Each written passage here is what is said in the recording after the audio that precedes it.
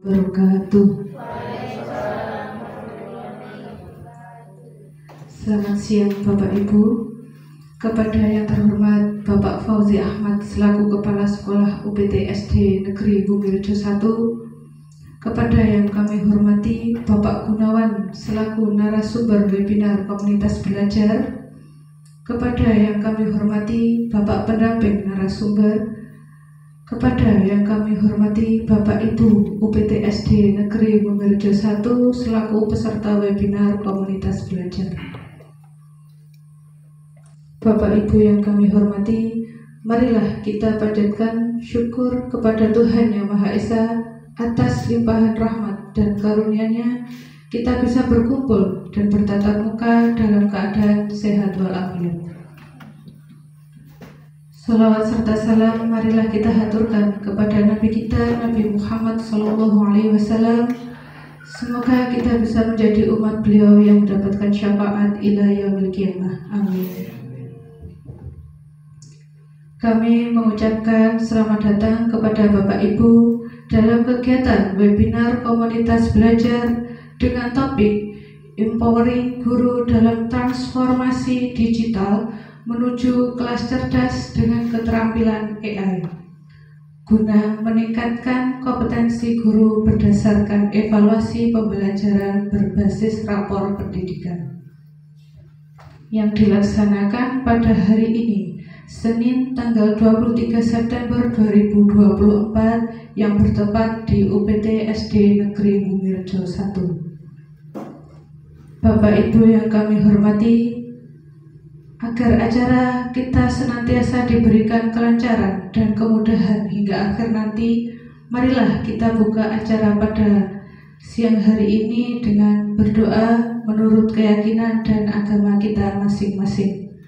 Berdoa dipersilahkan.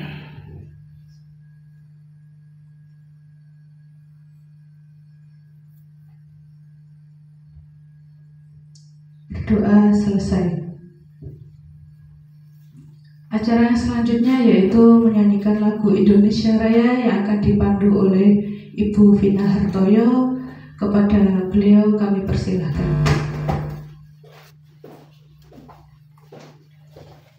Kepada Bapak Ibu dimohon berdiri.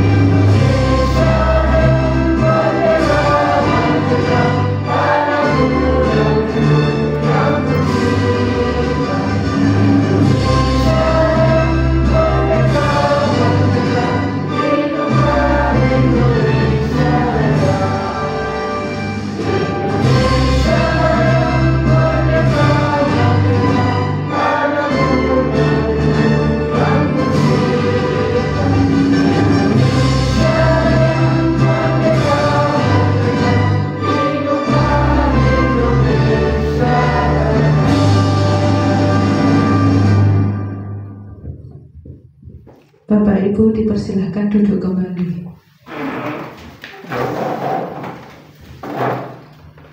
Bapak Ibu yang kami hormati, acara selanjutnya mari kita simak bersama sambutan sekaligus pembukaan secara resmi kegiatan webinar Komunitas Belajar oleh Bapak Kepala Sekolah UPT SD Negeri Bumirejo 1 kepada Bapak Fauzi Ahmad, kami persilahkan.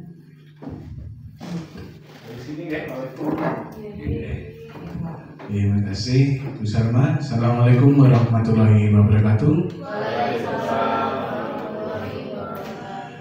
Yang terhormat Bapak narasumber, Bapak Gunawan, dan Bapak pendamping Bapak Saiful Anam, yang serta Bapak Ibu Guru UPT SMP Bumirejo 1. Alhamdulillah hari ini kita bisa berkumpul dalam keadaan sehat walafiat tanpa kekurangan satu apapun. Tentunya mari kita panjatkan puja dan puji syukur kita kehadirat Allah SWT. Atas limpahan rahmatnya lah kita bisa melaksanakan kegiatan dengan semangat dan tanggung jawab. Tak lupa salawat dan salam kita aturkan kepada junjungan kita Nabi besar Muhammad SAW, yang tentunya kita nantikan syafaatnya di hari nanti. Oke, alhamdulillah Bapak Ibu, hari ini kita perdana melaksanakan webinar komunitas belajar UPT Negeri Bumirejo 1. Nah, tentunya dengan narasumber yang sangat kompeten sekali. Di sini Bapak Gunawan sekarang menjabat ya Pak Gun ya. Bertugas pada dinasnya Pak Gun itu di SD Kauman Kota Blitar, SD Kauman 2. Kalau Bapak pendampingnya itu ini calon pengawas Pak Gun ya. Sekarang Bapak Saiful Anam itu bertugas sebagai Kepala UPT SD Negeri Sentul 2 Kota Blitar. Beliau berdua ini lahnya kotanya celahnya Upin-Ipin selalu bersama. Yes ini makanya kemarin waktu kami ke Pak Gun masih belum ketemu Pak Anam. Pak Anam ini temannya Pak Angga di Sambil 7. Kalau Pak Gun ini Mas, sekolahnya PP Terlu mesti pernah dengar cerita ya Pak Gun ya. Nah kita kalau ini ya alumni PP 3 banyak loh Pak Gun di sini. Saya seperti Oh iya, asik ya. Di sini loh cover tuh ini PP Terlu ya Pak Gun ya. Aku sekarang sebagai fasilitator guru bergerak angkatan 11 wilayah Kabupaten mana Pak Gun? Magetan. Wah, besok men dolan yang Magetan. Aku jandra loh Pak Gun. Ada yang di Sarangan, masih di jalan ada GP-nya. Mudah-mudahan acara hari ini nanti bisa bermanfaat untuk kita semua, Bapak Ibu, tentunya dengan materi yang ter-up to date tentang teknologi buatan AI kalau sekarang ya Pak Gun ya. Dimana kita sekarang dituntut untuk bisa menguasai AI, jangan sampai ketinggalan, dan tentunya kita bisa memberikan nanti mengimplementasikan kepada anak didik kita tentang penggunaan AI. Hari ini tadi sebenarnya di kabupaten itu ANBK dan Mbak Anam di kota gimana simulasi ya, tapi sih banyak trouble aja deh, tapi biasalah seperti itu. Ya sekitar yang di bawah selalu mengikuti. Jadi Tofas sebenarnya juga kota ada ya, Kota Medan. Tofas ya, kalau Kabupaten Blitar sudah 1 bulan yang lalu ini ya. Yes, bakal diikuti kemauannya dinas, yang penting tidak merugikan anak didik, berpihak kepada murid ya saya, Pak Gun ini apal gitu.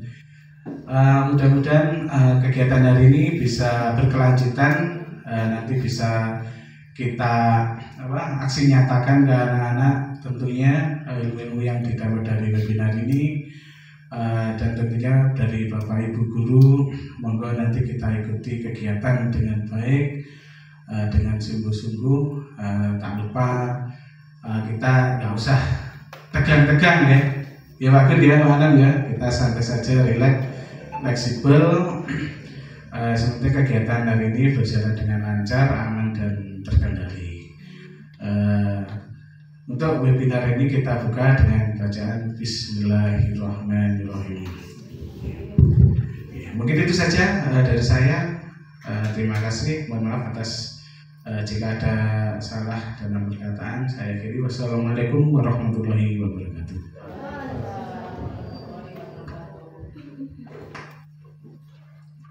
Demikianlah sambutan dan pembukaan resmi dari Bapak Kepala UPT SD Negeri Bumirejo 1 kepada Bapak Fauzi. Kami sampaikan terima kasih. Bapak Ibu yang kami hormati, tibalah kita pada acara inti pada hari ini, yaitu webinar komunitas belajar. Pada acara inti ini nantinya akan dibagi menjadi 2 sesi, yaitu sesi pertama penyampaian materi oleh Bapak Gunawan selaku narasumber webinar komunitas belajar dengan topik Empowering Guru dalam Transformasi Digital Menuju Kelas Cerdas dengan Keterampilan AI.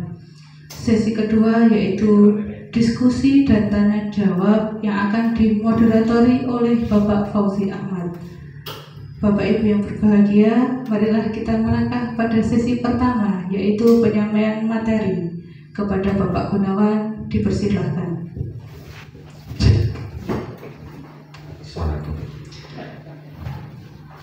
Sambil berdiri mohon Ibu, karena keseringan duduk saya mesti sakit di bagian belakang. Assalamualaikum warahmatullahi wabarakatuh. Sebelumnya yang saya hormati Bapak Fauzi Ahmad, Pak Fauzi, Pak Fa saya manggilnya biasanya, selaku Kepala UPT SD Negeri Bumirejo 1, dan yang saya hormati Bapak Ibu Guru, staf dan karyawan dari SDN Bumirejo 1 Kabupaten Blitar. Tadi sudah kita mengikuti rangkaian pembukaan yang dibuka oleh moderator dan sambutan oleh Pak Fa. Luar biasa sekali Bapak Ibu. Santai mawon hari ini, tidak usah terlalu tegang. Seperti yang disampaikan Pak Fa tadi, kita santai saja Bapak ya. Nanti sampai jam berapa Bu? Jam 2. Jadi tadi saya tanya Pak, ini nanti jam berapa Pak? Fleksibel atau bagaimana? Kalau bisa call aja Pak sampai jam 2. Gitu Bapak ya. Enggak Bu, nanti kita fleksibel saja. Jadi sebelum saya mulai terkait judul Bapak, mungkin webinar itu, karena ini sebenarnya bukan webinar Pak, tapi mungkin lebih cenderung ke berbagi praktik baik saja kalau saya, karena tidak dilakukan secara daring. Nanti saya juga, enggak apa-apa ya. Enggak apa-apa, itu hanya. Jadi santai saja Bapak Ibu, bisa sambil minum. Kemarin Pak juga tanya, guruku di Bumirejo ini muda-muda ya. Tadi saya lihat juga 20-30 tahunan semua ini. Nanti luar biasa. Ini Bapak milih sendiri atau memang sangat produktif sekali saya lihat Bapak Ibu guru. Jadi mohon maaf ini agak flu. Ibu tadi bilang lulusan PGSD PP3 ya? Satu angkatan mungkin? Saya 2011. Saya seperti pernah melihat apa dalam mimpi Pak. Nah, 2011 saya di situ juga S1 dulu. S1-nya di situ 2011. Kalau D2-nya 2000 berapa ya? 2003, 2005. Lulusnya 2005. Kayak itu. Baik, sebelum saya mulai mungkin saya ingin perkenalan dulu dengan Bapak Ibu. Tapi sebelumnya tadi Pak, pada saat dijemput Pak Fa di samping sana ke sini, luar biasa sekali perjuangan Bapak Ibu ini semua. Tapi dengan disuguhkan apa itu pemandangan yang sangat luar biasa Bapak Ibu. Di kota tidak ada. Kalau di kota itu kemacetan lampu bang hijau gitu. Sama Pak Polisi. Kalau di sini adem gitu bapaknya, walaupun jauh. Saya sudah batin tadi. Roto adoh loh Pak Gun, lagi bahasanya roto adoh. Biasanya itu mesti waduh. Jadi biasanya gitu. Tadi sudah sama Pak Anam. Dan mohon maaf ini tadi kalau untuk Pak Anam sebenarnya bukan pendamping saya. Beliaunya adalah rekan saya, mitra saya. Ini tadi tidak tahu sebenarnya beliau itu tak ajak itu suruh ngapain tidak tahu sebenarnya. Pak ayo ikut ada rapat kok enggak ada semelu ya tak culik dari SD-nya. Ngapa deh Pak Fa syukuran nggak ngono. Karena ini nanti juga perlu sambut tadi. Beliaunya adalah kepala sekolah SD Sentul 2 itu lumayan besar di sana. Baru terangkat kemarin dari guru penggerak angkatan 6 Pak 6 ya. Jadi mulai angkatan CPN saya juga bareng sama beliaunya. Setahunnya yaitu ternyata dia itu mbahnya anak saya. Jadi ini paling saya tahunya setelah angkatan itu saya ketemu main-main sama-sama main di rumahnya, akhirnya bertemu loh gitu bae dulur dhewe mbae anakku bae. Jadi takdir itu memang ya tidak ada yang kebetulan, semuanya pasti sudah ada perencanaan, itu menurut saya. Baik Bapak Ibu, nama saya Gunawan, tidak ada kepanjangan lagi, hanya Gunawan. Kalau dulu katanya Mbah itu Gunawan Wibisono karena bahasanya itu suka wayangan, cuma kok di akta namanya cuma Gunawan tok. Jadi kalau waktu mengetikkan nama depan dan nama belakang saya repot, tidak ada nama belakang soalnya, jadi pasti Gunawan gitu. Saya bekerja di UPT SDN 2 Kauman. Saat ini saya sebagai seorang fasilitator guru penggerak angkatan 11. Mungkin ada yang angkatan 11? Angkatan 11. Berarti sudah masuk modul 2.3 besok ini ya. Saya SD-nya di Sentul 2 juga. Sentul 1 Pak, dulu di SD-nya Pak Anam. Itu tahun 2097 ya. Sowi berarti tahu Pak Awi. Kak, masih muda saja. SMP-nya SMP 3 Kota Blitar, SMA-nya 1 Kademangan. Untuk D2-nya dan UM semua sampai 1, dan S2-nya belum selesai sama Pak Fa ini, masih tersendat karena banyaknya kesibukan ya Pak Fa. Tapi alhamdulillah sudah niat, tapi tidak tahu besok saya lanjut atau enggak, ini masih cuti. Tapi semester depan insya Allah saya sudah lanjut lagi. Itu adalah latar belakang pendidikan saya. Terus untuk riwayat organisasi Bapak Ibu, itu saya sebenarnya belajar organisasi sudah mulai dari SMP sudah OSIS, SMA itu juga masuk di OSIS, di D2 dulu juga masuk HMPP. Tidak tahu, saya senang berorganisasi dan bertemu orang banyak, dan disitulah pengalaman yang saya dapat, bagaimana saya menyampaikan sesuatu, bagaimana saya berhubungan dengan banyak orang. Lalu pada saat dulu saya juga GTT juga mulai tahun 2006 sampai 2014 itu saya GTT juga. Saya merasakan juga bagaimana perjuangan seorang guru tidak tetap sekolah dengan gaji yang sangat luar biasa, cukup menurut mereka, tapi menurut kita kan yang kurang 100 Pak saya dulu. Jadi sukuan itu gaji 100, sampai akhirnya saya berinisiatif mendirikan sebuah forum di kota, namanya Forwara, itu mendirikan dan menjadi ketua umum pertamanya dulu itu memfasilitasi teman-teman GTT dan PTT Kota Blitar untuk mendapatkan hak yang lebih pantas dari pemerintah daerah. Dan alhamdulillah GTT di Kota Blitar itu gajinya sekarang 2 juta per bulan. Itu GTT. Walaupun masuk baru kemarin itu sudah 2 juta. Itu GTT. Kalau PTT-nya 16, itu dibiayai oleh pemerintah daerah, dan bos tidak boleh mengeluarkan sedikit pun untuk pembiayaan GTT dan PTT. Lalu sudah mendapatkan parsel juga, seragam juga, dan lain sebagainya, hak-hak yang mana yang harusnya didapatkan oleh para pendidik dan tenaga pendidik walaupun belum ASN, karena mereka sudah berada di lingkup pendidikan untuk memperjuangkan. Itulah yang saya perjuangkan, kesetaraan dan kesejahteraan bagi teman-teman GTT dan PTT. Lalu saya berhenti, keluar, saya sudah menyerah di menjadi guru. Akhirnya ada ujian CPN, itu kemarin saya coba-coba ikut juga. Alhamdulillah kok pas katut kemarin itu. Padahal waktu dulu sukuan itu lepo pengen jadi PNS sih, tujuan utama saya dulu sudah di PNS top. Jadi tidak melihat peluang-peluang yang ada di kanan kiri, malah nggak dikei dari Gusti Allah itu. Tapi saya refleksi lagi, kalau saya kembali ke belakang, memang kalau kita belum siap ya mungkin memang belum diberi. Pada saat ikut CPNS saya tidak begitu mengharapkan untuk katut, karena saya sudah nyaman di wira swasta. Dan saya hanya berdoa pasrah gitu, pasrah doaan juga pengen waktu tenang juga kecewa banget lah nggak katut, malah katut. Dan itu pun juga membutuhkan sedikit penyesuaian diri saya, karena sudah beberapa tahun, hampir 5 tahun saya sudah keluar dari guru, dan penyesuaian mengembalikan mood booster saya di pendidikan itu seperti apa, karena sudah hilang. Akhirnya ya saya berdamai dengan diri sendiri sampai sekarang ada di sini. Kemarin mencoba mendaftar sebagai pengajar praktik, itu sudah katut, akhirnya menjadi wasil juga, alhamdulillah juga katut seleksi. Lalu ada lagi anggota Dewan Pendidikan, itu saya masuk di situ tahun 2018 sampai 2023 kemarin. Jadi mewakili teman-teman GTT kemarin, saya mengajukan diri ikut seleksi menjadi anggota Dewan. Karena saya sekarang sudah ASN, otomatis saya sudah tidak bisa lagi mencalonkan sebagai anggota Dewan. Lalu untuk organisasi yang lain seperti ketua KKG dan sebagainya, TPGRI dan juga Guru Prima, itu adalah perjalanan yang memang sebenarnya dari rasa ingin mencoba saya dan berbagi pengalaman saya tuangkan di dalam kegiatan-kegiatan seperti itu. Saya harapkan Bapak Ibu juga lebih semangat lagi.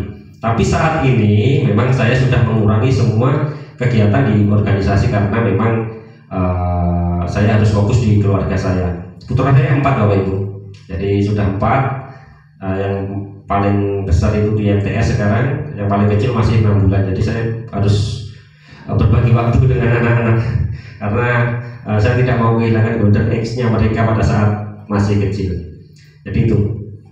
Untuk sertifikat ini sebenarnya saya kemarin ini saya dikejar saja terkait pada saat saya masih bersemangat sekali untuk mengembangkan diri. Dalam 6 bulan saya sudah mendapatkan 60 sertifikat pengembangan diri, 32 JP sampai 64 JP. Itu saya ikuti betulan. Jadi memang pas waktu kosong memang kan, tidak ada kegiatan lain. Itu setelah saya punya anak sudah selesai, saya tidak begitu mengikuti. Walaupun banyak sertifikat seperti itu sebenarnya juga tidak begitu berpengaruh sih, cuma itu sebagai syarat administrasi saja dan pengalaman bagi saya pribadi. Baik Bapak Ibu, itu tadi adalah sedikit perkenalan tentang diri saya yang mungkin hari ini akan berbagi praktik baik yang mana nanti kita akan belajar bersama terkait tentang pemberdayaan guru di dalam transformasi digital untuk kelas cerdas memanfaatkan IE. Ada guru penggeraknya ada berapa di sini? 1, 2, 3. Pak Fa angkatan 9, angkatan 7 ada Bu siapa? Bu Yuli, Bu angkatan 10, berarti sudah lokal 5 ini ya. Yang terakhir angkatan 11. Luar biasa sekali Pak Fa. Persentase di sini itu sudah berapa ini? Hampir 50% untuk guru penggerak. Mungkin yang lain nanti bisa masuk. Memang belum masuk di situ. Sudah mencoba. Sudah. Tapi memang belum. Itu mungkin terkait kuota Bapak Ibu. Jadi jangan merasa berkecil hati apakah saya pantas, belum pantas, dan mampu. Sebenarnya semuanya mampu Bapak Ibu. Tinggal saja kita menuangkan di dalam pendidikan guru penggerak. Ini Pak Anam ini juga angkatan pertama di Kota Blitar, angkatan 6. Kan yang pertama di kota kan angkatan 6. Kemarin saya juga tidak kata angkatan 6. Karena ternyata setelah saya evaluasi itu yang saya tuangkan di situ pengalaman saya lebih ke organisasian, di pengajar praktiknya malah bisa lolos Pak. Oke, Bapak Ibu, mungkin ada yang tanyakan terkait tentang saya? Ada lagi? 1 Pak. Satu. Insya Allah jangan nanti 1 saja. Bapak Ibu ini rumahnya sini semua? Samben. Ada yang lebih jauh lagi? Batu. PP. Enggak? Oh, kos di sini. Oh, dari asli Batu. P3K baru di sini. Oh, alhamdulillah. Semua sudah P3K dan ASN nih, PNS ya. Nanti kedepannya kan besok P3K kan menjadi PNS juga. Karena sudah regulasinya sudah ditandatangani juga kemarin. Sedangkan P3K yang akan direkrut besok harus PPG dulu sebagai bentuk laksarnya kalau di CPNS itu. Moga-moga ini nanti Bapak Ibu semua juga menjadi. Sebenarnya P3K dan PNS itu hampir sama saja, cuma mungkin di regulasi sistem pensiun dan lain-lainnya, hak cutinya mungkin yang berbeda di situ. Kalau yang lain semuanya sama. Tapi ini kan mau disamakan semuanya untuk menjadi PNS semua nanti di sini. Oke, mungkin ada yang tanya lagi sebelum Pak, Bapak satu-satunya cowok di sini. Ya. Guru olahraga. Ya. Pak, maksudnya guru Pak. Sama masnya dari Satgas sini ya, satu menjaga sekolah gitu ya. Luar biasa, walaupun minoritas tetap semangat Pak di sini. Akan saya ngomongin ibu-ibu malah. Karena guru itu biasanya cowoknya cuma sedikit, ibu-ibunya yang banyak. Baik Bapak Ibu, kemarin Pak Fam minta materi terkait tentang materi yang terbarukan. Mungkin ini yang bisa saya sampaikan nanti terkait empowering guru di dalam menuju transformasi digital menuju kelas cerdas dengan keterampilan AI. Jadi yang mana nanti memberdayakan Bapak Ibu semua di dalam memanfaatkan AI untuk pembelajaran di kelas sehingga kelas menjadi julukannya sebagai kelas cerdas pada saat ini. Yang mendasari transformasi di situ adalah yang pertama, mengapa perlu adanya transformasi digital di dalam pendidikan. Tentunya kita sudah memasuki abad 21 Bapak Ibu, yang mana saat ini literasi digital itu sudah sangat dibutuhkan saat ini, termasuk kolaborasi dan pemikiran kritis. Kalau dulu literasi anak-anak sekolah itu hanya di buku dan juga transfer ilmu biasanya dari gurunya saja. Kali sekarang mereka bisa melihat lebih luas, bahkan melihat gambaran secara nyata yang mana tidak bisa digambarkan di buku atau mungkin diceritakan saja, sekarang sudah bisa dilihat melalui virtual VR itu ya, virtual reality, dan mungkin juga sumber-sumber literasi digital yang lain. Jadi transformasi digital memang dalam pendidikan dibutuhkan karena kita harus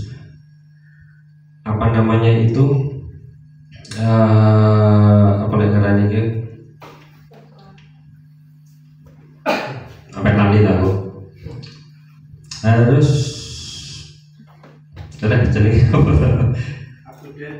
ya bisa up to date, harus menyesuaikan diri dengan perkembangan zaman. Mungkin di guru penggerak sudah memahami terkait tentang kodrat alam dan kodrat zamannya, karena anak-anak sekarang ini sudah masuk generasi Z yang mungkin pola belajarnya dan pola berpikirnya sudah sangat berbeda sekali dengan kita waktu kecil dulu. Mekanisme regulasi pembelajaran dan aturan pun juga berbeda sekali dengan sekarang. Kalau dulu kan zaman kita waktu dibentak guru itu sudah biasa, kalau sekarang itu sudah tidak boleh katanya. Cuma terkadang itu ada yang berhasil, ada yang tidak. Kadang itu jika diterapkan mungkin malah seolah-olah kita memanjakan anak, tapi hasil karakter yang ingin kita bentuk menjadi yang digadang-gadang sesuai profil pelajar Pancasila itu malah tidak terbentuk karena terlalu sabarnya kita. Sekarang saya pernah bertanya kepada narasumber pada saat kita berbagi praktek baik, apakah pondokan itu menerapkan kurikulum merdeka? Menurut Bapak Ibu, apakah pondokan itu menerapkan kurikulum merdeka seperti konsep yang jadi Wantoro? Karena dia sesuai apa yang ada di alam. Kalau pondok boleh. Jadi kalau jawaban yang sebenarnya itu boleh juga, karena memang di pondok itu memang dia dihadapkan dengan, terkadang kan langsung dihadapkan dengan apa yang ada di lingkungan secara nyata langsung diterapkan di situ. Tetapi untuk kemerdekaan anak-anak di sana tidak. Betul, tidak ada kemerdekaan di pondok, tetapi karakter yang terbentuk Bagus. bisa jadi bagus. Kan itu juga termasuk pertanyaan kita, kontradiksi di pondok, Bu. Mungkin Ibu yang pernah punya pengalaman di pondok, saya tidak pernah, cuma dari cerita teman-teman ini pondok, Bapak pondok dulu, pondok Ramadan. Tapi pernah pondok, pernah Pak, pondok mana? Pondok Ramadan, masih setahun sekali. Di pondok itu dia bangun telat sholat subuh diguyang banyu sama ustadznya, diseledek, dia sarung wilayah mau sholat. Sebenarnya itu kan juga karena dari sudut pandang pembelajaran Ki Hajar Dewantoro itu kan sudah tidak boleh sebenarnya. Tetapi karakter mereka terbentuk di situ. Begitu hormatnya anak-anak terhadap gurunya. Sedangkan kita mati-matian ngurui karakter hormat kalau gurunya itu, masya Allah. Lah nyeluk gurunya orang nyeluk bakal tempe. Bu, Pak, ini oleh mana? Nah, di situ mungkin di sini saya belum pernah melakukan survei di kabupaten, karena karakter anak-anak di kabupaten dan kota itu berbeda banget. Karena kota itu sudah mungkin kita ingat ya, ada pusat pendidikan, sekolah, keluarga dan masyarakat, lingkungan lah sebenarnya yang membentuk karakter itu anak. Kalau di sekolah kita mati-matian membentuk, tapi di rumah dibiarkan, percuma. Karena itulah kolaborasi dibutuhkan antara pihak sekolah, masyarakat dan orang tua. Karena terkadang masih banyak orang tua yang memiliki konsep sekolah itu pokoknya anakku tak sekolahnya tanggung jawab mulai mendidik, membentuk karakter itu dipasrahkan sekolah, seolah-olah kita itu punya kewajiban utama di dalam mendidik dan membentuk karakter anak itu. Padahal tugas untuk mendidik itu sendiri adalah tugas orang tua sebenarnya. Kalau kita sesuai dengan apa yang sudah kita jalani sesuai kurikulum ini, kita hanya menuntun mereka ke arah yang lebih baik saja. Yang mana di dalam Ki Hajar Dewantoro mengatakan bahwa anak itu bukanlah sebuah kertas putih kosong, karena dia sudah memiliki garis tipis yang mana kita harus menebalkan yang baik dan menghilangkan yang buruk. Tetapi itu berbeda dengan pernyataan John Locke yang dulu mengatakan bahwa anak bebas kita coreti dengan semua jurusan sesuai dengan keinginan orang dewasa. Sebenarnya anak sudah memiliki kodrat alamnya dan kodrat zaman. Mungkin ini sebagai contoh, dulu waktu sekolah di SD yang dianggap anak nakal, tanda kutip dikira nakal, goblok dulu ya. Sekarang ada yang menjadi tentara, ada yang menjadi guru, termasuk saya. Saya nakalnya bukan main. Ada yang menjadi pengusaha sukses. Jadi kan di situ kita bisa melihat bahwa kemampuan akademik saja tidak menjamin kesuksesan anak nanti, karena di situ kodrat zaman dan alam itu lagi berlaku. Kita tidak tahu takdir mereka nanti menjadi apa. Makanya saat ini kita tidak boleh menjudge anak nggak iso moco diarani goblok, kan memang tidak diperbolehkan. Banyak sekali kok itu contoh-contoh dari ilmuwan yang sudah ada, seperti Albert Einstein itu dia dulu tidak bisa membaca sampai umur berapa itu, Pak. Tapi dia sekarang masuk buku sejarah sebagai seorang penuh yang luar biasa untuk merubah paradigma terkait tentang ilmu dan teknologi, khususnya di bidang kimia, fisika kimia ya. Lalu kembali ke sini. Mengapa perlu transformasi digital dalam pendidikan? Teknologi sebagai katalisator inovasi pembelajaran. Jadi teknologi saat ini berperan sebagai pemicu dan pendorong utama di dalam menciptakan metode dan pendekatan pembelajaran yang baru dan lebih efektif. Tapi teknologi itu juga tidak hanya menjadi alat bantu, tetapi juga merubah paradigma kita di dalam belajar saat ini, terutama pada saat COVID kemarin. Jadi yang dulunya kita tidak mengenal pembelajaran daring, itu pernah dikagetkan shock situation Pak dulu Pak. Jadi pada saat itu kita berubah total paradigma kita terkait tentang pembelajaran, yang mana dulu pembelajaran itu hanya bisa disampaikan tentang dengan luring. Pada saat itu teknologi mengambil alih metode dan paradigma kita yang lama menjadi baru. Lalu yang berikutnya adalah menciptakan lingkungan pembelajaran yang dinamis, adaptif dan interaktif, di mana Bapak Ibu bisa merancang sebuah suasana pembelajaran yang menyenangkan dan menyesuaikan dengan kebutuhan siswa. Saat ini Bapak Ibu tidak ada anak-anak yang bisa lepas dari HP Pak, termasuk Bapak Ibu gurunya. Tapi terkadang juga kalau kita berpikir itu kok nyapa ya bocah ini kok malah kita nggunakan HP. Terkadang kita ya salah untuk juga. Bocah yang dicek di HP memang menang bocah kita tidak ribet. Yang mana seharusnya di masa-masa itu dia harus mencoret-coret dinding, harus menandangi mainan di rumah, perabotan di rumah. Itu adalah sebuah siklus sebagai proses belajar yang alami sebenarnya. Jeboli tanduran, nyolongi lombok, nggak nyolong Pak, ngambil yang bukan haknya. Jadi mengambil sebenarnya. Tapi pamitnya gue lebih baik minta maaf dan minta izin lah ya. Itu adalah sebuah siklus sebenarnya yang harus dialami anak-anak untuk beradaptasi. Tetapi apa yang terjadi saat ini adalah kecanduan. Itu adalah salah satu dampak negatif adalah kecanduan gadget itu terhadap proses pembentukan karakter anak. Jadi tidak terpusat pendidikan lagi Pak, ada 4 sekarang. Salah satunya di dunia maya ini tadi. Ini yang sangat berbahaya Bapak Ibu. Karena kalau dulu lidahmu lebih lebih tajam ya. Nah, dulu, sekarang jari Ibu yang lebih tajam daripada lidah.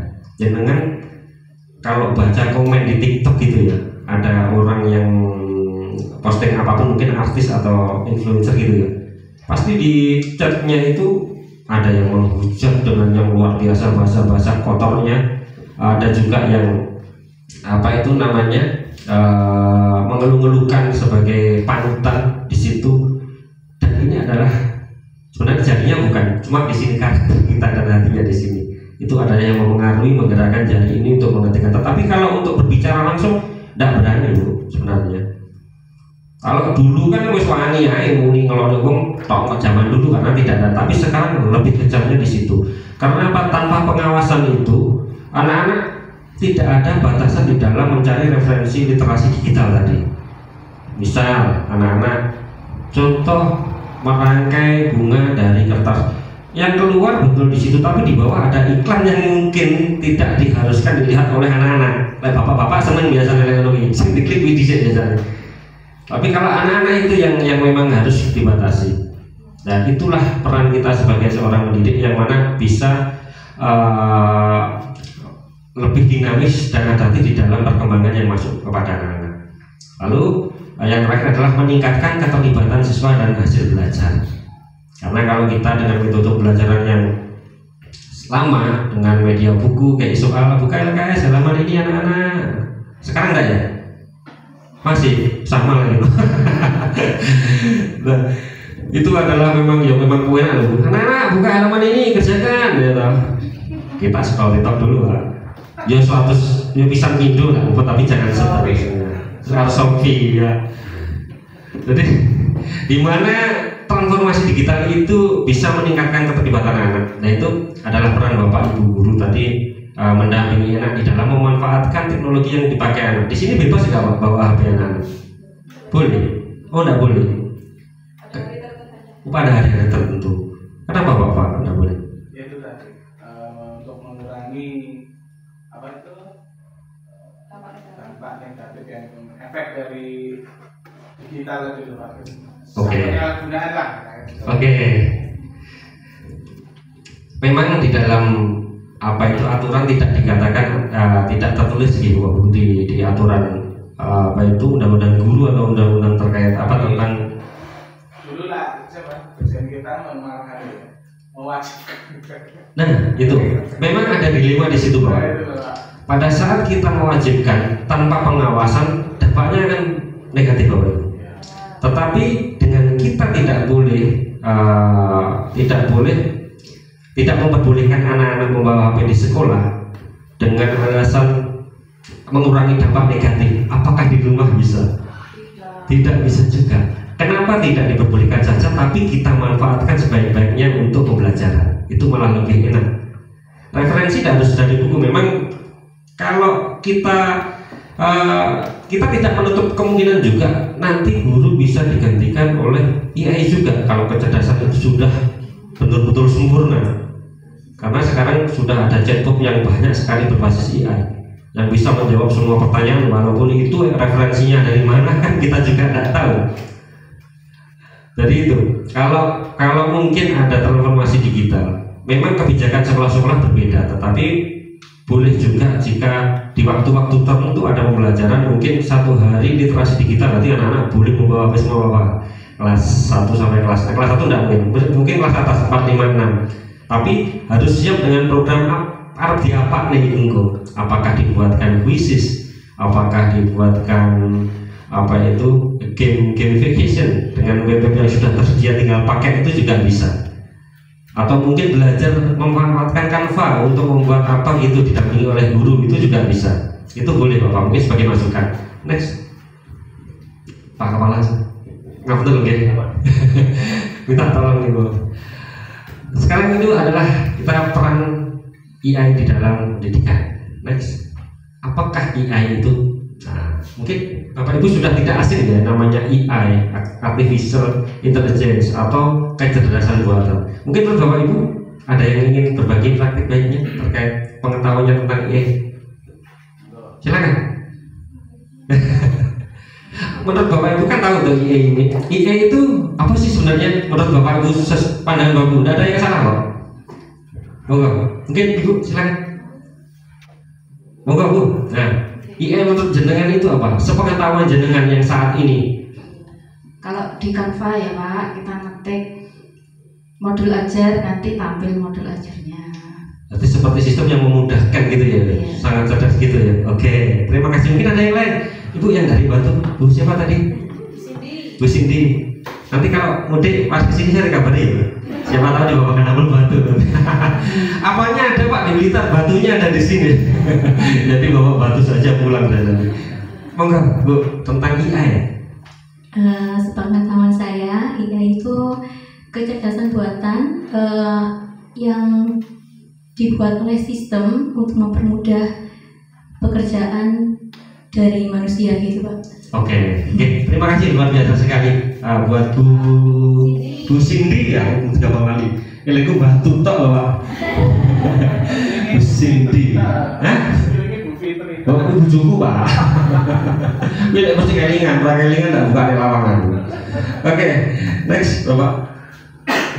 Jadi ada beberapa definisi Bapak Ibu, seperti menurut para ahli mendefinisikan John McCarthy itu di tahun 1956 itu mendefinisikan AI sebagai ilmu dan rekayasa pembuatan mesin cerdas. Jadi menurutnya ini adalah usaha di dalam memahami menciptakan kecerdasan pada mesin. Jadi di mana sekarang sudah ada di Jepang itu robot yang sudah bisa menjawab dan melaksanakan perintah seperti manusia. Jadi banyak sekali sekarang ini pekerjaan yang sudah digeserkan dengan AI Bapak Ibu. Tapi guru belum. Kalau nanti sudah ada kemajuan siapa tahu tugas guru bisa digantikan dengan AI juga. Tapi yang tidak bisa adalah mereka adalah tentang rasa dan lain-lain, itu sudah berbeda karena rasa ini sudah tidak bisa dimiliki oleh mesin. Jadi kalau kecerdasan kita sudah kalah Bu dengan AI sekarang. AI ditanya apapun dengan chatbot itu sudah bisa jawab, walaupun itu ngawur jawabannya tetap bisa jawab. Jadi referensinya kita tidak jelas dari mana, tetapi jawaban kebanyakan juga mengarahnya juga betul juga. Jadi gitu. Next Pak. Kalau menurut Niels J. Nielsen di tahun 98 di dalam bukunya Artificial Intelligence: A New Synthesis, Nielsen mendefinisikan AI sebagai studi tentang bagaimana membuat komputer yang melakukan hal yang pada saat ini orang bisa melakukannya lebih baik. Jadi ia menekankan bahwa AI ini adalah upaya di dalam memahami dan menciptakan yang dapat meniru kecerdasan buatan manusia. Jadi robotik itu kalau di pabrik sekarang sudah berbasis AI, otomatis mereka akan bekerja dan juga bisa menggantikan peran para pekerja mengajar. Itu kita juga harus siap-siap dan juga harus bisa meningkatkan dan juga belajar untuk jangan sampai kita nanti juga bisa digantikan oleh yang namanya dengan AI. Banyak sekali Bapak AI itu. Next. Jadi secara umum semuanya sepakat bahwa AI berkaitan dengan menciptakan sistem yang dapat meniru atau menggantikan beberapa aspek kecerdasan manusia, termasuk penalaran. AI itu juga bisa menafsirkan dan menalar juga. Terkadang kita juga terbawa juga dengan jawaban AI kalau kita tanya. AI ditanya apapun itu bisa jawab, walaupun pertanyaan itu mengarah ke pertanyaan yang negatif itu dijawab juga. Yang biasa dipakai Bapak Ibu AI untuk virtual chatnya apa? ChatGPT mungkin ya. Yang lain? Gemini, Google Bard ya itu ya. Ada lagi? Canva. Dan itu terkadang sangat membantu kita sekali Bapak Ibu. Tetapi jangan lupa bahwa kembali tadi berpikir kritis kita, kalau kita keseringan membuat referensi dari AI, kita akan berkurang bagaimana cara menyelesaikan masalah dengan pemikiran kritis yang kita punya. Karena kenapa? Enak kalau misalnya gini, oh iya. Tapi kalau mikir dia akhirnya lama-kelamaan kita nggak bisa malah ketergantungan dengan apa yang namanya AI. Itu tadi, chatbotnya itu tadi. Tadi ada pertanyaan apa copy paste itu keluar, memang enak Bapak Ibu. Tetapi di sisi lain dampak negatifnya menurut saya pernah membaca itu akan mengurangi bagaimana refleks kita di dalam berpikir kritis juga, karena ketergantungan kita. Karena menjawab apapun itu pertanyaan apapun di situ sudah dijawab dengan mesin kecerdasan buatan itu tadi. Tapi tidak lupa bahwa AI ini tidak hanya bisa digunakan di dalam kelas saja, mungkin di bidang olahraga nantinya juga akan bisa digunakan. Mungkin untuk penilaian berbasis AI itu juga bisa, atau mungkin sebagai peraga yang bisa memanfaatkan AI di dalam kegiatan olahraga nanti juga bisa juga. Jadi memang kalau olahraga itu kebiasaannya kan berkaitan dengan aktivitas motor ya Pak. Jadi semuanya tentang gerak dan aktivitas fisik gitu ya. Tapi sekali-sekali nanti dikolaborasikan dengan AI ini. Next. Jadi penerapan di dalam dunia pendidikan, AI ini merupakan aplikasi pembelajaran yang adaptif. Yang itu adalah sistem bisa digunakan sebagai sistem penilaian otomatis, pengenalan suara dan pembelajaran suara. Biasanya Google Voice itu ya, yang sekarang biasanya dipakai. Banyak sekali sebenarnya Bapak Ibu. Lalu ada asisten virtual dan chatbot, realitas virtual dan augmented reality berbasis AI, pengenalan suara dan pembelajaran bahasa verbally, dan pembelajaran platform online dengan AI. Jadi sekarang buku-buku itu referensi literasi sudah banyak sekali di dalam digital, kita tinggal mempelajari dan mengaplikasikannya kepada pembelajaran di kelas. Next Pak. Jam berapa ini Pak? Jam 11. 3 jam lagi nanti. Nanti ada tugas gitu Pak ya, 2 jam. Dampaknya dalam pendidikan. Next Pak. Ada dampak positif dan dampak negatif. Dampak positifnya di mana kita bisa mempersonalisasi pembelajaran, di mana AI dapat menyesuaikan materi pembelajaran sesuai dengan kebutuhan anak yang saat ini. Dan yang kedua, akses pembelajaran yang berkualitas melalui platform belajar yang berbasis AI itu bisa meningkatkan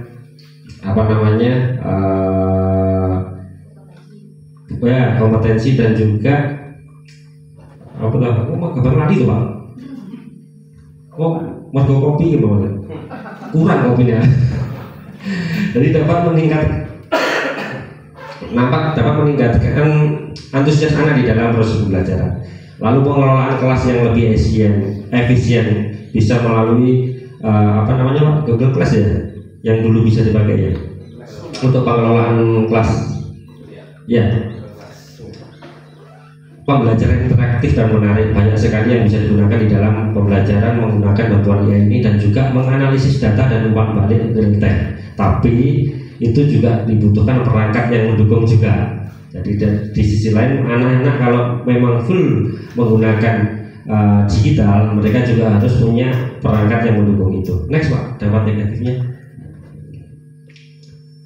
Nah ini dampak negatifnya salah satunya adalah ketergantungan kepada teknologi, privasi dan keamanan data yang mungkin kita merasa aman ternyata tidak aman. Mungkin banyak ya Bapak Ibu yang pernah kecolongan di Facebooknya dibobol orang, atau mungkin IG-nya juga dibobol orang.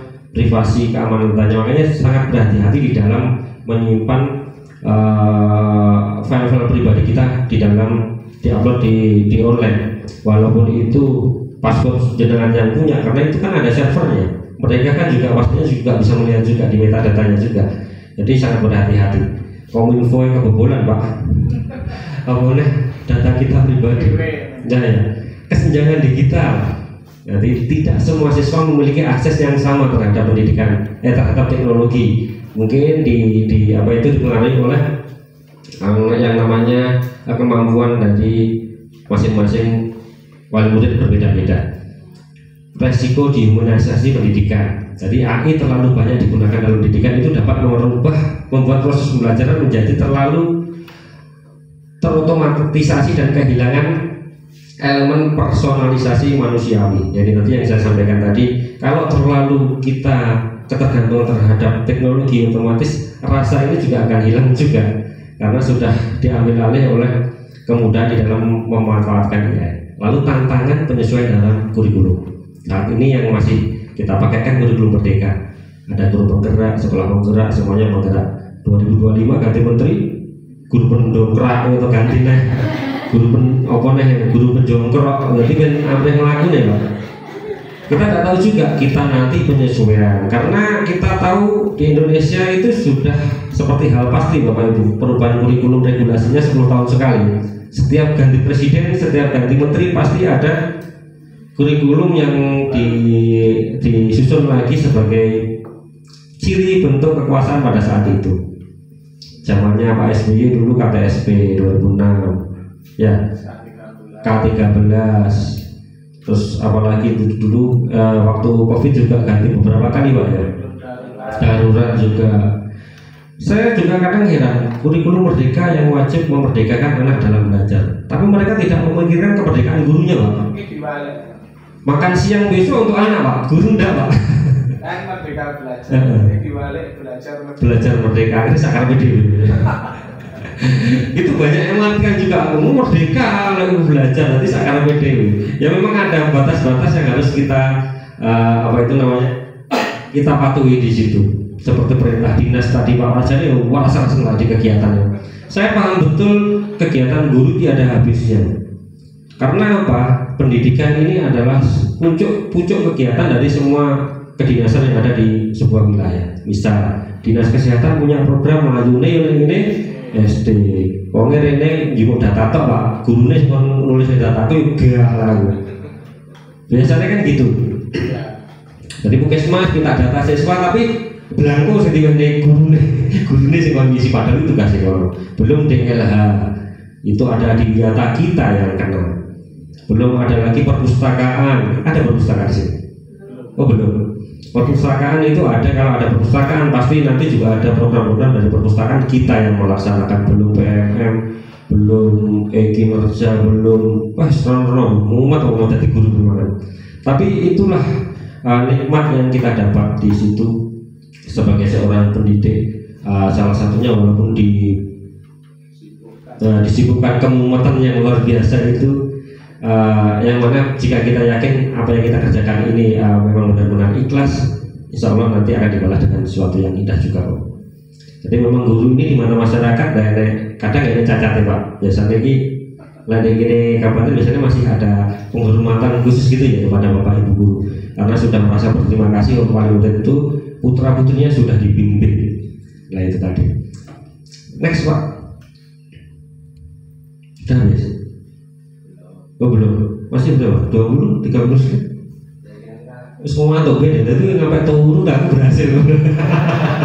Jadi langsung sampai merem-merem gitu. Jadi sebuah nganu dari saya sama mendikbud. Nanti di akhir sesi saya minta bantuan dari guru penggerak di sini ya. Mungkin apa jenenge mindfulness ya. Kemarin sudah ya mindfulness ya Bu ya. Ice breakingnya mindfulnessnya saja nanti. Jadi manfaat AI dalam kelas cerdas. Jadi yang pertama tadi sudah ini meningkatkan efektivitas, memperkaya pengalaman belajar. Ini sudah terbiasa Pak ini. Next, Pak judulnya apa Pak? Betul. Gimana ini orang ngerti takjak nyampo? Pak syukuran motong tumpeng aku. Keterampilan AI yang perlu dikuasai dulu. Yang pertama itu adalah pemahaman dasar dari AI. Apa sih aplikasi AI yang akan kita gunakan di dalam pembelajaran yang cocok kalau bocah-bocahku? Karena setiap karakter anak-anak itu di setiap fasenya berbeda-beda. Lalu mengintegrasikan di dalam pembelajaran. AI bagaimana kita integrasikan dalam pembelajaran sehingga ini sesuai dengan kebutuhan anak-anak, bisa menarik anak-anak di dalam belajar, bisa meningkatkan hasil belajar anak-anak. Lalu penggunaan data dan analisis, nilai-nilai sudah otomatis keluar rekapannya dan lain-lain, menganalisis kebutuhan dan kekurangan apa yang diperlukan oleh anak juga dan mungkin sekolah. Lalu yang keempat, pengembangan konten yang berbentukan AI melalui Canva tadi. Jadi media di sini menyusun sendiri atau bagaimana Bapak Ibu? Sesuai kebutuhannya. Sebenarnya Bapak Ibu guru sanggup Pak untuk menyusun media.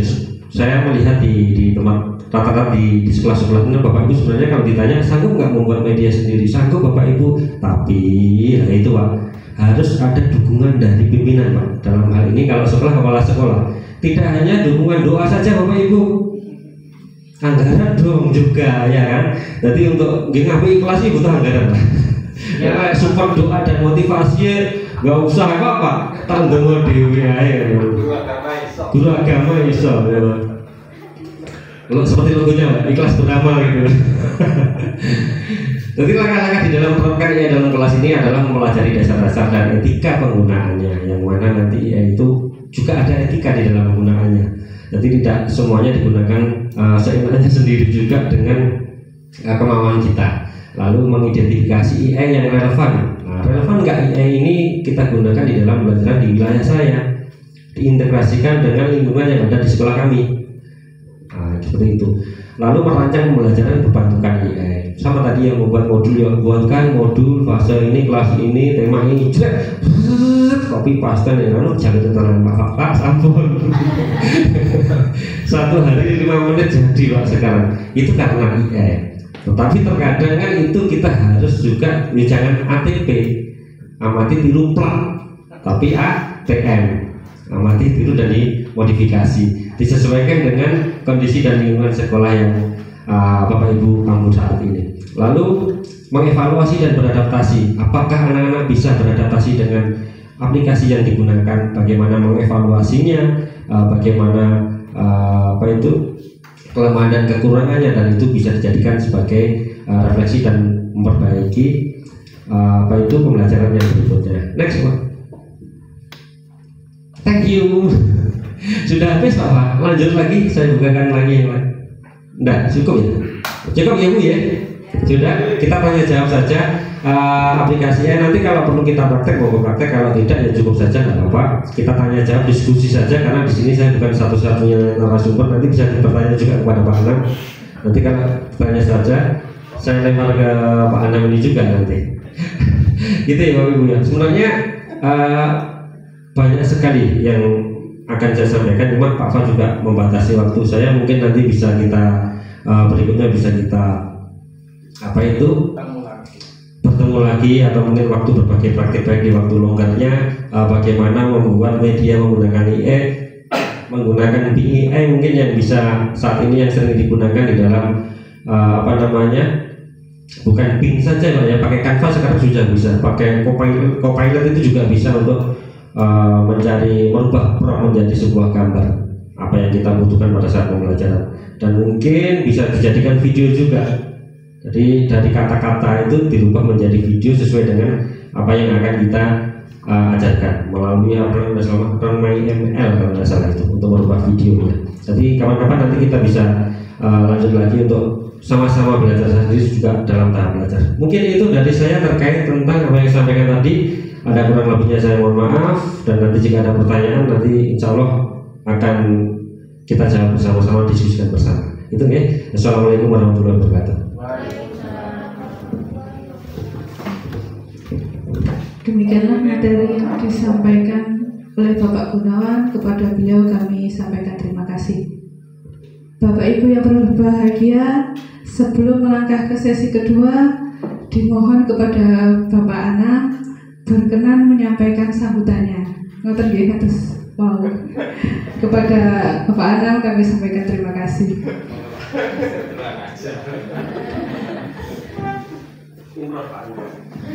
Assalamualaikum warahmatullahi wabarakatuh. Alhamdulillah, salatu wassalamu ala asrofil anbiya'i wal mursalin wa ala alihi wa sahbihi ajma'in, amma ba'du. Yang saya hormati Bapak Fauzi selaku Kepala SD Negeri Pemulija 1. Yang saya hormati Bapak Gunawan selaku narasumber sekaligus fasilitator. Yang saya hormati Bapak Ibu guru dan juga staf SDN Negeri Bumirejo 1. Bapak Ibu, sebelumnya saya minta maaf karena saya datang ke sini tadi sebenarnya tidak tahu kalau agenda yang diadakan oleh Bapak Fauzi dan juga Bapak Gunawan, sehingga saya datang ya sebelum-belumnya. Jadi tanpa ada persiapan apapun, mungkin kalau melihat dari kegiatan yang diadakan ini, mungkin saya akan membawa baju ganti Bapak Ibu untuk numpang foto. Kan biasanya seperti itu ya Bapak Ibu ya. Jadi saya seperti yang sudah disampaikan oleh Bapak Fauzi, bahwasanya beliau berdua ini adalah angkatan saya di S2, meskipun belum lulus sampai sekarang. Itu dari beliau-beliaunya itu saya banyak belajar, karena saya diangkat atau di ketiban pulung katanya gitu untuk menjadi kepala sekolah itu masih per Agustus kemarin Bapak Ibu.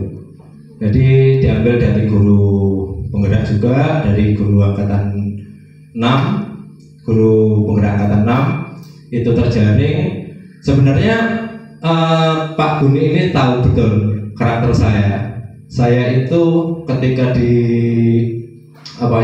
diajukan menjadi kepala sekolah itu, saya sempat menolak beberapa kali, bahkan saya ke dinas pendidikan juga. Tapi karena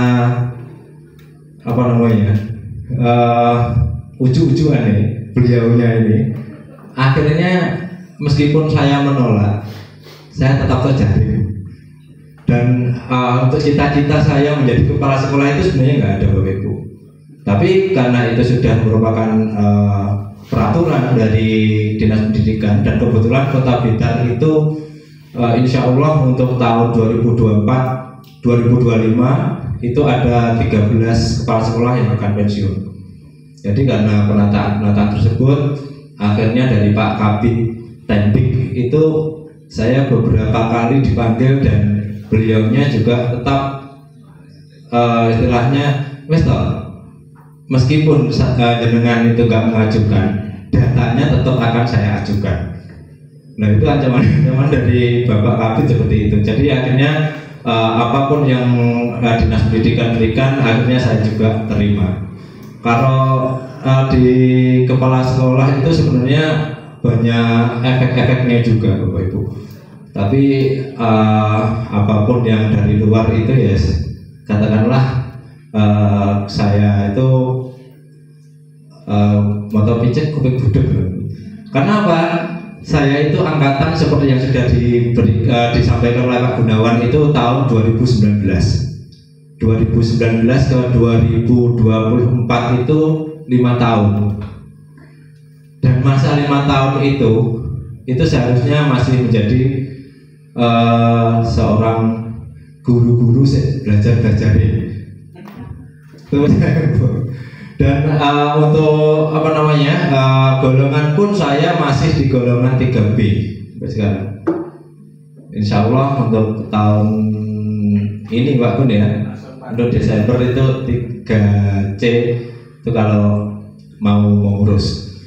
Biasanya kan guru-guru di kota ini Bapak Ibu ya, bukan di desa, bukan di kabupaten ya.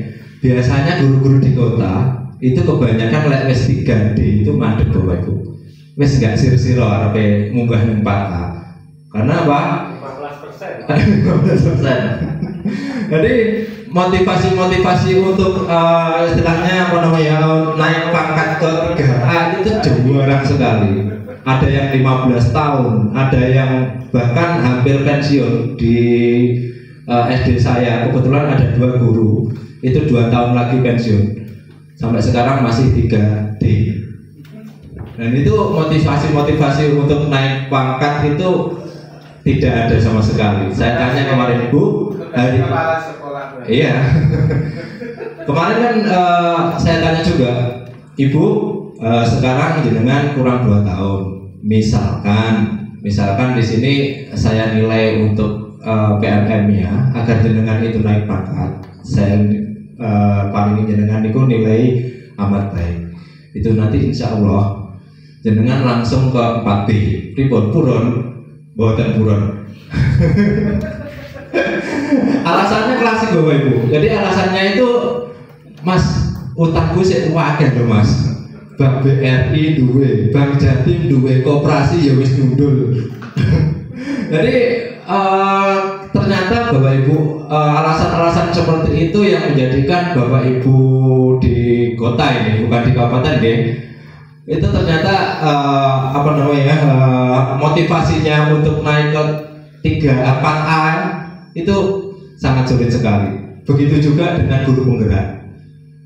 Guru penggerak itu juga sama Bapak Ibu.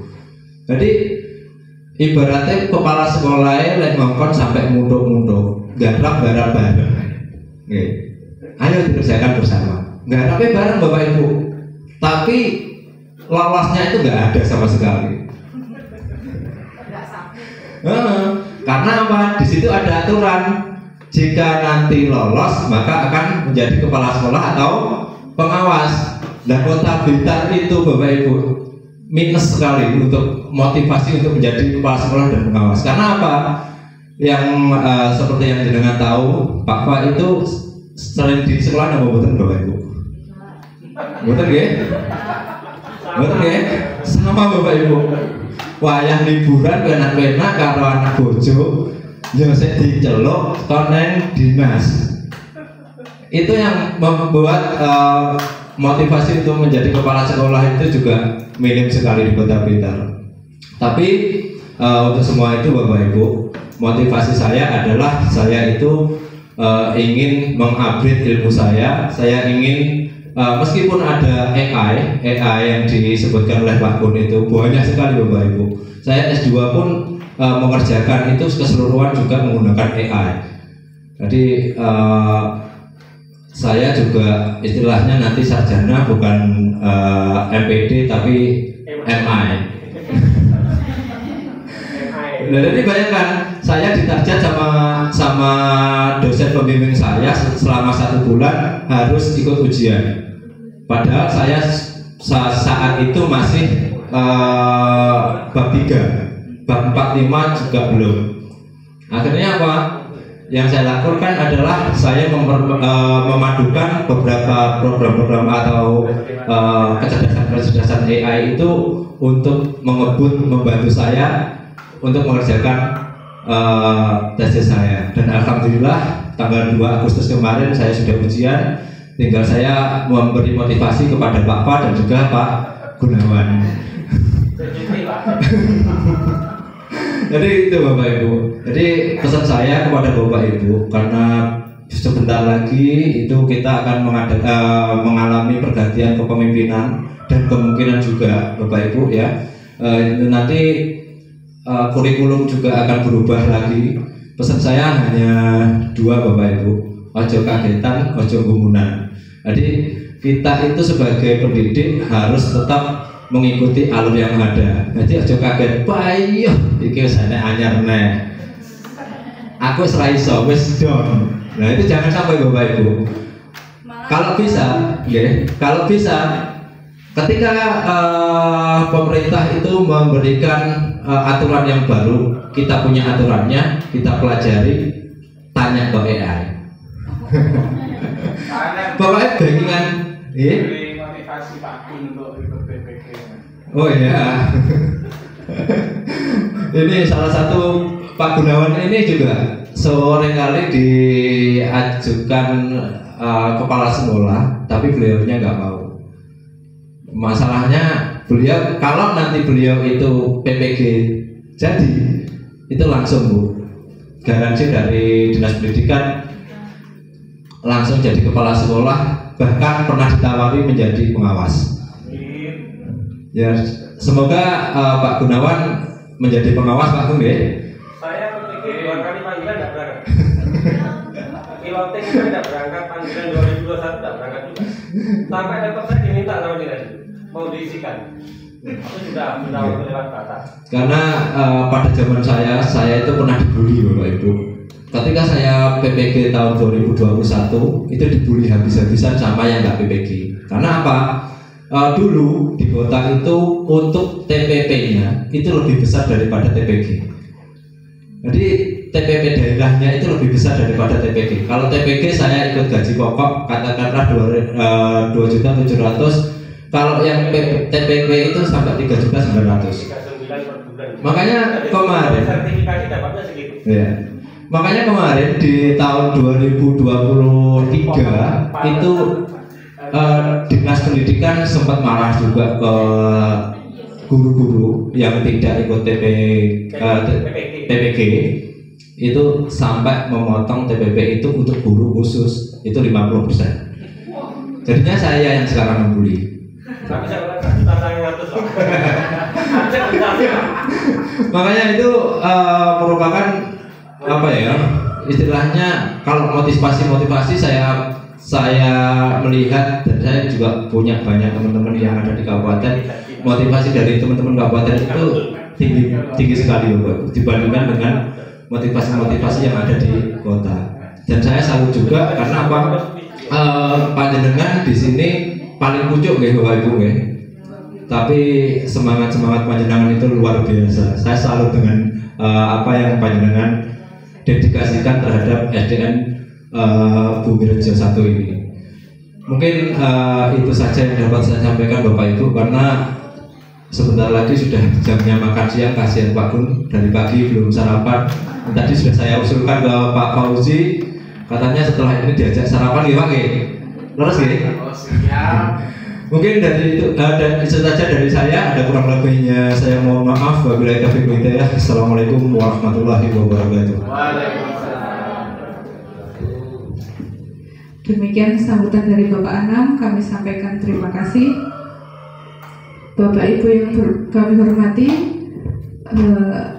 melangkah ke sesi berikutnya, yaitu sesi diskusi dan tanya jawab yang akan dipimpin oleh Bapak Fauzi Ahmad. Kepada beliau kami persilahkan. Oke, Terima kasih Bu Salma selaku moderator. Nah, ini monggo untuk Bapak Ibu yang pengen bertanya-tanya kepada narasumber, mumpung kita ketemu ya dengan narasumber hebat kita, tentunya dengan pertanyaan-pertanyaan dari panjenengan, mungkin 1-2 saja untuk pertanyaan untuk memotivasi kita biar lebih baik lagi dalam memberikan pembelajaran kepada anak-anak, atau tentunya tanya ke Pak Gun, Pak, bagaimana tipsnya agar menjadi seseorang yang tidak nervous di depan, tampil di depan itu seperti apa ya? Monggo untuk waktu dan tempat kami persilakan. Jadi Bu Vina mungkin ada pertanyaan, tanya ke Pak Gun atau ke Pak Anam, ya, siap ya. Selain materi tadi nggak apa-apa. Kenapa nggak mau berpikir?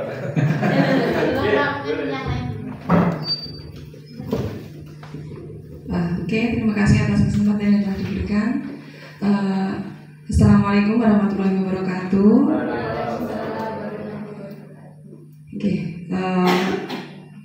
kami sangat berterima kasih karena bapak-bapak hebat sudah bersedia untuk rawuh ke SD kami, dan kami juga sangat nggak boleh terpukau ya Pak, tapi saya terpukau Pak tadi. Akhirnya saya teringat tugas saya. Tugas terakhir saya adalah membuat program Pak. Program sekolah, mohon izin Pak kalian Bapak Ibu Guru, mohon maaf saya belum menyampaikan program. Nah kemarin setelah loka itu program saya adalah literasi sekolah seperti biasa. Banyak sekali yang mengangkat literasi, kenapa? Karena minimnya minat baca anak terhadap minimnya minat baca anak lah saya sebut.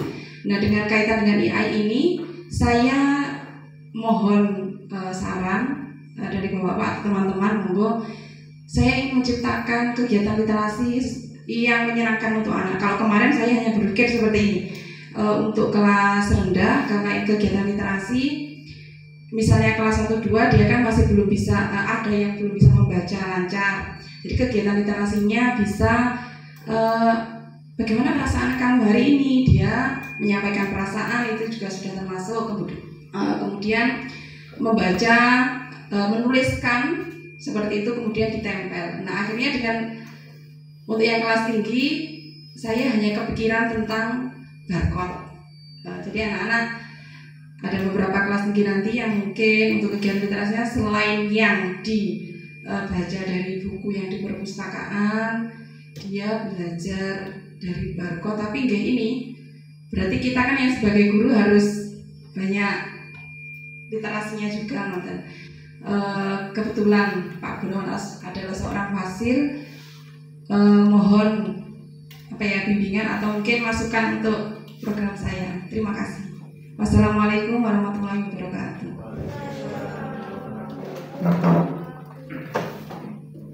Ya, terima kasih Bu Binti untuk pertanyaannya. Ini cocok kalau Pak Gun nih tentang program terakhir ya Pak Gun. Aku flashback kemarin itu aku waktu angkatan 9 itu programku sanak satok Pak Gun. Satu anak satu laptop. Ya, alhamdulillah mudah-mudahan nanti bisa terwujud juga Pak Gun. Ini titik-titik ya, kita modal dari bos itu kita berikan laptop yang tentunya untuk fasilitas kepada Bapak Ibu Guru juga, nanti juga untuk anak-anak. Kali ini persiapan NBK yang tentunya membutuhkan peralatan-peralatan seperti ini. Dan dari Ibu Bini tadi tentang literasi, monggo dari Pak Gun bisa menambahkan, memberikan ulasan kepada Bu Binti. Oke, luar biasa sekali Bu Binti ya. Ini terkait tentang tadi program sekolah atau program kelas? Itu rencananya untuk program sekolah, bisa gerakan literasi sekolah. Jadi nanti ini dimasukkan di dalam visi misi sekolah apa tidak? Saya masih belum berkonsultasi. Oh gitu, oke. Baik. Terkait tentang program yang berkaitan tentang literasi tadi itu, kita pahami dulu tentang definisi dari literasi dulu. Di mana literasi adalah kemampuan dari seseorang di dalam memahami sesuatu, dalam menganalisis sesuatu gitu ya. Tadi yang disampaikan Bu Binti tadi terkait kalau kelas bawah tadi literasinya sangat kurang sekali di dalam hal membaca gitu. Mungkin jika kita integrasikan di dalam transformasi digital yang ada, betul yang disampaikan Bu Binti tadi, bisa juga menggunakan sebagai barcode sebagai salah satu literasi digital. Tetapi itu tadi kita juga membutuhkan dukungan cerdas juga yang ada di sini. Jadi selain mungkin kalau di kemarin yang pernah saya lakukan di sekolah itu adalah absen berbasis barcode, itu juga sudah bisa. Tapi untuk literasi pun juga sebenarnya bisa, tetapi kita juga harus mengintegrasikan sumber-sumber yang ada, dimasukkan di dalam kita digitalisasikan di katalogisasi itu, baru dijadikan sebagai bentuk barcode, di mana anak-anak tinggal nge-scan untuk mengakses literasi apa yang diinginkan di situ. Tinggal kita mengelompokkan saja itu kalau sesuai literasi kita. Lalu untuk terkait program literasi tadi, tentu Ibu Binti sudah menganalisis kebutuhan yang dibutuhkan di dalam membentuk program itu. Salah satunya lemahnya, mungkin bukan lemahnya ya, kurang motivasinya ya di dalam membaca gitu ya. Nah, kembali lagi jika kita melihat lagi kepada materi di pendidikan guru penggerak, terutama yang harus kita gunakan adalah terkait tentang kekuatan aset yang ada di sini. Jadi apa surplus yang bisa kita gunakan, sumber daya yang kita bisa manfaatkan untuk mendukung program literasi yang akan Ibu laksanakan nanti. Jadi kalau memang itu untuk kelas bawah ya pakai yang enteng-enteng aja. Bagaimana anak-anak itu bisa termotivasi, atau mungkin menyediakan sebuah media berbasis digital pun juga sebenarnya anak-anak juga bisa. Tapi kita nanti juga membutuhkan perangkat-perangkat seperti ini yang untuk menyampaikan kepada anak-anak. Tapi kalau untuk kelas atas biasanya sudah pegang HP sendiri, bisa disampaikan menjadi bentuk barcode. Termasuk untuk olahraga nanti juga bisa Pak. Mungkin contoh gerakan dibuat permainan gitu terkait tentang barcode. Anak-anak kita gunakan misal kita sediakan contoh gerakan start, mungkin ya start lari atletik gitu ya, ada lari berdiri dan jongkok gitu ya. Nah, itu kita bagi menjadi 3 barcode, di mana anak-anak nanti bisa membarcode. Kalau dia muncul gambar atau mungkin animasi terkait cara start berdiri, dia akan mempraktekannya. Mungkin bisa diintegrasikan di situ juga, dibuat gamification tadi berbasis digital. Jadi bisa, itu salah satu saja. Mungkin Bapak pasti, saya yakin juga Bapak Ibu sekalian di sini punya referensi yang luar biasa sekali. Itu adalah sebagai sedikit contoh bagi saya. Tapi itu tadi Ibu, untuk program tentunya hal yang paling utama adalah dukungan dari pimpinan. Jadi kalaupun sarpras dan lain-lain sudah terpenuhi, tapi kalau pimpinan kok tidak mendukung, ya kita mau maju sendiri ya enak. Pak mau didukung ya. Itu tadi. Jadi jangan dukungan doa saja, bahwa mungkin termasuk dukungan sarpras juga ya. Olahraga butuh bal 5 ya kayak 10. Itu seneng juga butuh olahraga. Lain gurunya butuh laptop siji kayak loro, ini sih kita tinggi sih dulu. Mungkin itu dari saya Ibu terkait tentang program literasi. Tentunya kita juga harus melihat sumber daya sekolah yang kita miliki. Mungkin itu.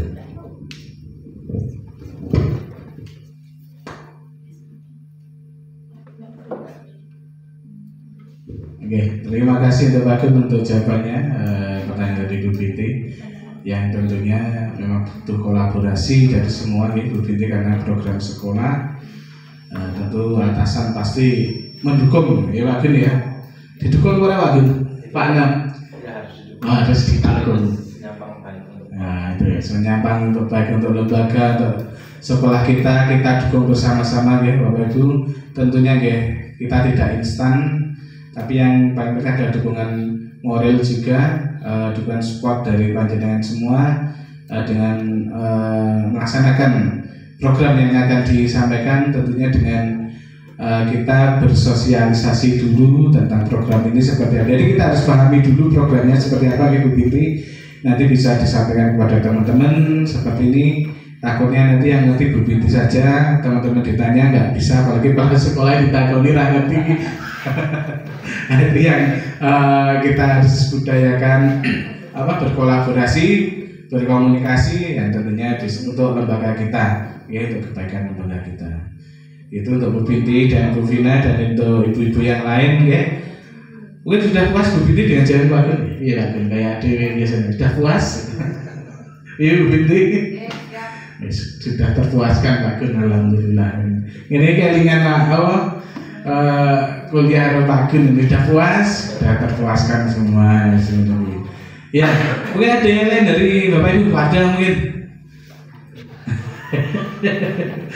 Atau Bu Charma mungkin ada Bu Yuli, Bu Vina, monggo satu kali kesempatan saja saya kasih biar kita kayak cepat selesai kayaknya kok Pak Anak sarapan ya, sarapan makan siang ya. Mungkin dari Bu Yuli, monggo. Ya, terima kasih Pak Afa atas kesempatannya. Mungkin saya menanyakan kemarin baru saja ada program TOFAS. Sementara kelas 5 sudah terlanjur di drill soal-soal numerasi yang soal-soal cerita. Nah, pada saat TOFAS itu kan kebanyakan soal cepat perkalian, pembagian, tambah-tambahan. Nah, anak-anak ada yang berpikir kritis, Bu, untuk apa sih ini? Kan selama ini kita punya kalkulator. Nah, untuk menanamkan ke anak-anak, maksudnya ke depannya kita itu nggak pernah loh ngitung manual, sudah ada kalkulator, apalagi AI seperti ini. Jadi bagaimana menjelaskan ke anak pentingnya ilmu itu untuk apa, itu bagaimana ya Pak? Terima kasih. Monggo langsung saja Pak Gun. Ya, luar biasa sekali Bu Yuni. Memang terkait program TOFAS kemarin saya juga mengalami kebingungan karena ini adalah program kerjasama antar perusahaan dari Jepang dengan pemerintah daerah yang fungsinya untuk apa? Kita sudah punya NBK kalau untuk mengukur asesmen kita secara nasional. Tapi sedangkan ini di TOFAS ini hampir mirip lah literasi dan numerasi kan di TOFAS.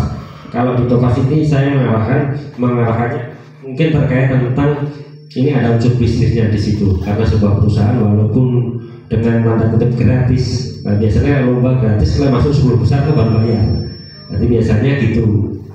Karena tidak mungkin sebuah perusahaan yang mana bisa memberikan akses gratis tanpa ada udang di balik batu. Karena itu adalah yang namanya perusahaan pasti mencari untung lah. Karena bagaimana mereka akan menghidupi perusahaannya.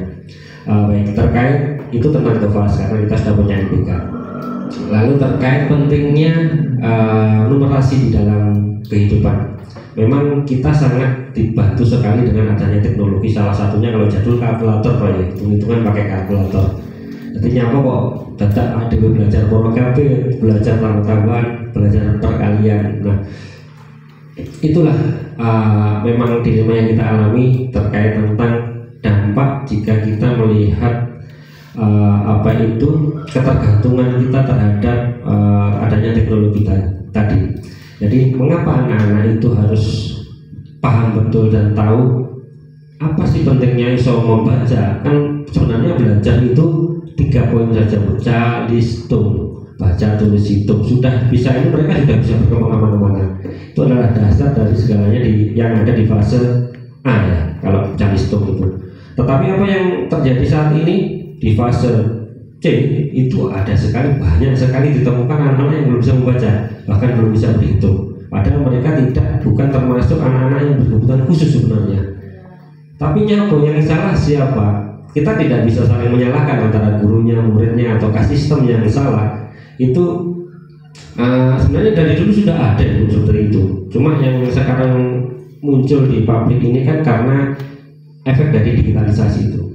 Cepatnya informasi itu menyebar, itu membuat seolah-olah itu hal baru yang wow sekarang ini. Sebenarnya dulu sudah ada juga dari dulu anak-anak seperti itu. Nah, peran kita di situ menjelaskan, mungkin bisa memberikan contoh aplikasi di dalam kehidupan sehari-hari dalam menghitung. Mungkin tentang uang. Bayangkan kalau kamu tidak bisa berhitung pengurangan, misalnya seperti itu. Duitmu 10.000, cah cukup di kantin 2.000, kamu nggak ngerti, disusul 2.000 ya diam saja. Nah, itu adalah salah satu mungkin hal yang perlu. Kenapa? Salah satu alasan kamu perlu tahu belajar tentang menghitung. Jadi bisa kita sampaikan dengan bahasa kita sehari-hari dengan lingkungan yang ada seperti ini. Jadi bisa disampaikan seperti itu. Memang susah kalau untuk memahamkan anak karena mereka masih anak-anak. Ngejak ngomong dewasa lebih enak. Kalau anak-anak itu cah ini kudu sama cowok sudah hati apa toh? Ya dadi diriku sendiri bu. Angel dijak ngomong memang itulah pendekatan-pendekatan secara persuasif yang perlu kita lakukan sebagai seorang guru. Mungkin itulah bedanya kita dengan anak AI. Kita punya rasa, AI tidak. Dan itu tadi kita perlu mendekati mereka dengan pendekatan-pendekatan yang mungkin Bapak Ibu pasti sudah paham tentunya dan mengenal karakter anak ini. Cahaya kita kayak halus lo kena monda. Cahaya kita perlu tak kasih apa untuk termotivasi diajak bicara seperti coaching gitu ya Bu ya. Jadi biar anak memahami sendiri, paham konsekuensinya jika nanti mereka tidak bisa berhitung, ya dihapus ibu wong. Makanya kan seperti itu. Jadi itu. Jadi ya kayak itu pelajari dulu fisika kita CO2 kali apa ya ora kanggih aja deh. Sama kan memang di dalam pendidikan menurut filosofi Gajah Dewantara itu ya memang bocah ada matematika ya besok karena orang seni tidak membutuhkan matematika terkadang kan gitu.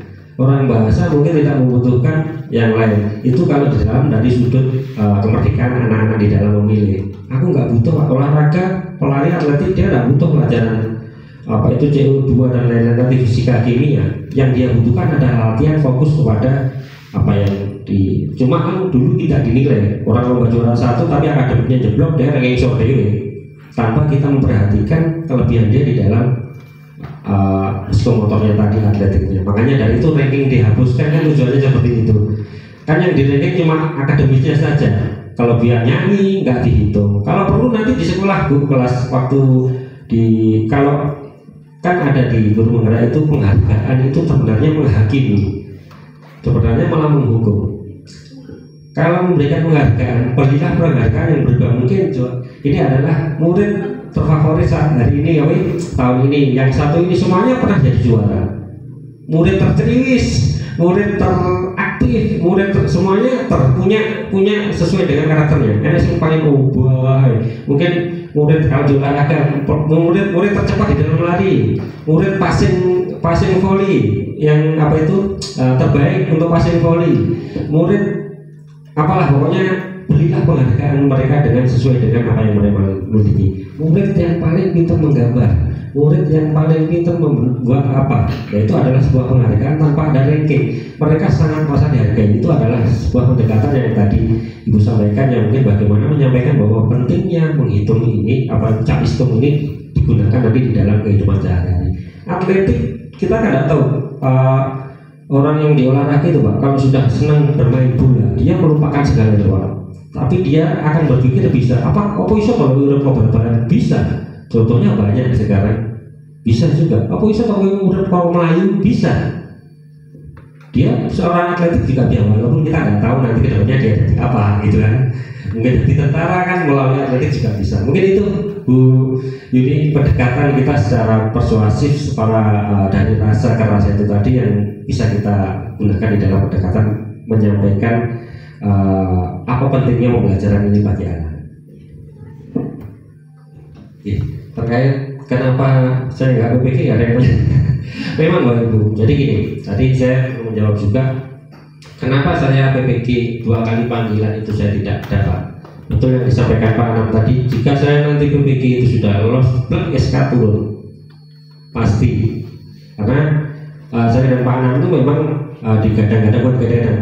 Karena mungkin mereka menganggap pengalaman kami di dalam pendidikan, walaupun angkatannya 2019, kami memiliki pengalaman jauh sebelumnya menjadi sukuan yang mana pernah kita lewati di situ, dan juga relasi kenalan kami di dinas juga lumayan. Karena yang saya mungkin cara bermain kerja di birokrasi Indonesia Pak, sak pinter-pinternya diri Bapak Ibu, kalau kita tidak punya relasi di atas, kita tetap di bawah.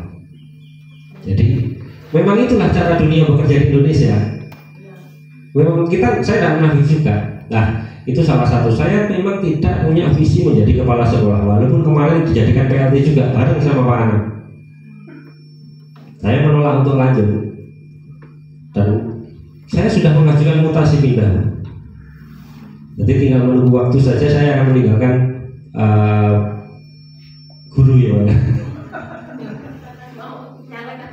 Tidak mau, saya mau pindah ke dinas mungkin. Saya mintanya kan ke dinas lain. Kemarin Pak Wali sebenarnya sudah teken untuk mutasi saya. Cuma di BKD itu nyantol karena ada aturan undang-undang guru terkait tentang 8 tahun kerja kalau mau mutasi ke struktural. Jadi memang basic saya itu sampai lebih tertantang di struktural daripada di guru ya. Saya sudah hampir 20 tahun kan, 2006 sampai 2024 ini 18 tahun jadi berkecimpung di dunia pendidikan ini. Jadi saya memang sudah mengajukan mutasi dari kemarin, dan besok Oktober itu saya insya Allah melalui uji kom dulu, uji UKPJL namanya, uji kompetensi perpindahan jenjang jabatan lain. Jadi bisa, termasuk bapak ibu guru kan juga bisa nanti kalau menginginkan pindah ke pamong belajar atau ke Panile atau Pekamawas itu melalui, tapi dengan syarat direkomkan oleh dinas pendidikan. Nah, itu tadi orang dalam susah lah. Di mana-mana kan di kocok jero iki buang. Yes, memang itulah cara kerja birokrasi di Indonesia. Sudah bukan rahasia umum lagi. Jadi itu. Makanya koneksi kolaborasi itu sangat penting. Kalau jangan punya kocok capil tinggal telepon. Kayak kakakku pindah dadi Pak Setino. Iya, betul Pak. Punya teman di Dinkes mau cari surat sehat tinggal WA jadi Pak. Karena kita punya teman yang mana seharusnya administrasi itu mudah, termasuk jenengan di dinas pendidikan. Kenapa sulit? Ngomongnya segala yang tutup administrasinya. Karena itu saya dari dulu memang melawan itu. Ya memang tidak banyak orang menyukai saya Pak. Saya sangat vokal sekali dulu, berani juga saya. Nekat orang duwe sing diceblone. Karena membentuk forum itu dulu saya dimusuhi Bu. Kepala sekolah itu sudah blacklist saya sekota itu. Padahal itu sudah persetujuan wali kota. Mereka belum tahu memang saya tidak menganu. Jadi saya mengundang teman-teman sing mau datang teko. Tapi sing akeh separuh ini nggak boleh datang kepala sekolah ya Bapak. Orang ngerti lagi sudah komunikasi dengan wali kota. Nah, yang separuh datang, separuh ini sing oleh insentif duluan. Dan itu dari daerah. Sing liyane bareng yo oleh nonyo di kepala sekolah banyak yang WA saya juga minta titip anaknya, titip ini, titip itu. Itulah dunia. Memang saya bekerja dulu memang berjuang untuk saya sendiri terutama. Ya saya munafik juga memperjuangkan udah putih wangnya. Ya memang tentunya pertama untuk diri saya sendiri. Termasuk ini tadi pengembangan kompetensi, termasuk ikut guru penggerak. Saya yakin motivasi dari dalam diri sendiri. Jenengan. Jadi itu adalah bohonglah katanya saya ingin mengembangkan kepala sekolah. Dulu yang saya tuliskan di guru penggerak itu juga sebenarnya juga tidak sesuai dengan kenyataan Bu. Memang yang nilai api saja. Tapi sebenarnya memang untuk potensi saya sendiri dan apa manfaat yang saya dapatkan sebelum saya membagikan ke teman-teman yang lain. Itu yang pertama. Termasuk naik pangkat. Naik pangkat itu kaitannya dengan gaji. Terkadang jenengan kan ngomong sewantes, dia hanya ngoyo-ngoyo, padahal dia berpikir gaji naik 1B walaupun 100-200 itu hak tunjangan anak istrinya juga naik loh. Dan itu sampai jenengan pensiun naik. Itu terkadang tidak terpikirkan dengan orang lain. Makanya untuk melakukan sesuatu manfaat untuk diri sendiri dulu. Kalau memang bermanfaat untuk diri dan keluarga, baru nanti untuk orang lain. Kalau tidak ada dengan diri, sudah usah dioyo Pak. Nah menurut saya seperti itu. Karena percuma nanti saya mengusahakan orang lain, ternyata mereka yang saya usahakan juga nyepelkan saya kan. Ya percuma juga. Maka dari itu pesan saya Pak Fa untuk teman-teman ini, saya melihat teman-teman kompak sekali. Memang kalau lingkungan sudah nyaman Pak, santai, enak gitu. Jadi positif vibes-nya itu. Lah lingkungan toksik Pak. Wah. Sabar Pak ya, sabar. Aku nggak nyindir dulu. Aku akan mutasi. Pak Fa pesan. Ya makanya itu saya harapkan pesannya sesama keterbukaan lah Bapak Ibu. Jadi memang saya yakin Pak di setiap organisasi itu biasanya ada sih bukan gandoli ya. Memang berbeda pendapat itu sudah biasa. Cuma bagaimana kita melihat sudut pandang dari sudut pandang itu. Apalagi komunikasi itu yang lebih diutamakan. Jangan melalui WA Pak. Kadang kan nagih ke WA kan ngomong langsung, tanggapannya yang baca berbeda juga Bu, wajine ngumpulaken iki, padahal WA-ne ngono, tapi pas yang ngocoki pas pegel, Bu, wayang ngumpul iki. Iwas orang ngerti umat malah ditagih. Padahal iki WA-ne ngomongin dalam hatinya, Bu, wajine ngumpulin iki. Tapi dibaca dengan orang lain dengan kondisi mood boosternya minus, jadi malah ketok kayak disentak loh. Ya kok mogel akhirnya. Nah itu adalah salah satu kendala-kendala yang sering kita alami di lapangan seperti itu. Komunikasi saja. Mungkin itu Bu Yuni terkait tadi fasilitas tambahan oleh itu. Pak, siap pesan ibu guru. Ya, terima kasih Pak Gun mewakili saya juga. Pak Anam ya, sabar ya. Pak Anam kan banyak sekali komentar videonya. Ada 300 lebih kan siswanya. Iya. 327, menurutnya 20. 4 kali lipatnya gini. Dengan karakter guru-guru kota. Benar, itu. Guru kota itu di kepala sekolah kalau nggak kuat itu stroke. ya, guru kota itu makanya ada undangannya buat usah belum tujuh mawon. Saya itu kota. Ya, ya itu loh Bapak Ibu pembelajaran untuk kita juga ya. Wah, ini Pak Gun dia nyindir aku. Pak Gun biasanya neng WA nih. Ayo dan dibuka PMM. Ini voice note Pak. Oh, voice note itu ya. Bahasanya kita sampaikan dengan nada yang Oh, baik ya. Terima kasih Pak Gun itu masukan untuk kita semua juga ya Bapak Ibu. Saya mohon maaf ya jika pas nakih jenengan moodnya nggak baik, terus hatinya malah nggak baik gitu ya. Sekali lagi mohon maaf. Terus yang disampaikan Pak Anam tadi Pak Anam. Aku cilik seminggu soalnya sekolah nih. Guru-guru aku jujur ya ditakoni ratanya iya. Wah, jadi terlalu banyak kegiatan di bawah.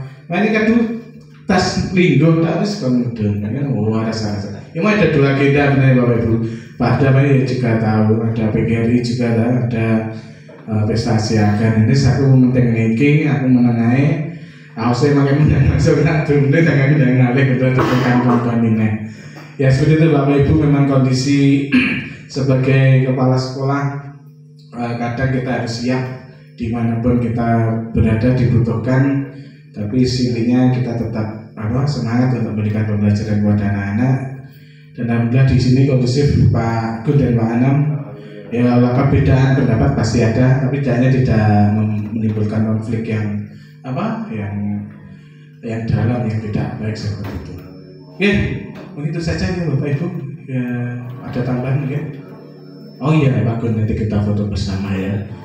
Sebagai bukti bahwa kita benar-benar melaksanakan ini. Aku mau dengarkan terang untuk Pak Gun melong jam. Terus aku nih ngarepi kadang kita urut. Bapak itu punya Ya itu. Ya, begitu saja ya Bapak Ibu. Mohon maaf jika ada salah kata. Terima kasih Bapak Gun dan Mbak Anam atas motivasinya, masukan untuk kita semua. Tetap semangat, tetap kompak untuk kita semua. Akhirnya wassalamualaikum warahmatullahi wabarakatuh. Kita foto bersama begini di depan.